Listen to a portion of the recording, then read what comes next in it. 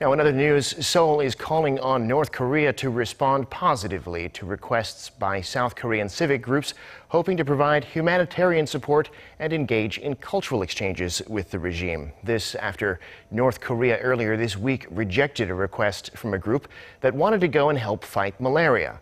Kwon Jang-ho takes a look at why Pyongyang might have reacted this way and what lies ahead.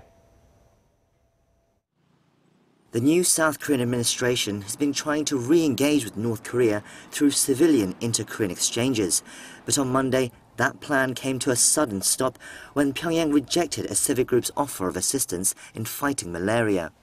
The regime cited the passing of new UN sanctions and South Korea's attitude as the reasons for the rejection.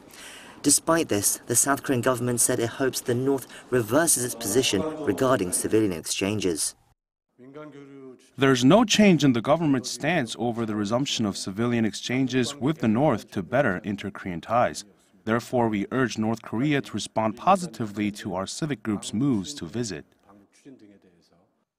Since South Korean President Moon Jae-in came into power last month, 15 civic groups have been given the green light to contact North Korea to offer humanitarian support and cultural exchanges. However, North Korea's answer has not been optimistic. North Korea's stance is that if the Moon Jae-in administration really wants to start talks to improve inter-Korean relations, the government needs to think bigger than the small civilian exchanges and humanitarian assistance. Pyongyang wants assurance that Seoul will fulfill the June 15th and October 4th joint declarations. Honouring those declarations would mean lifting sanctions and cooperating economically.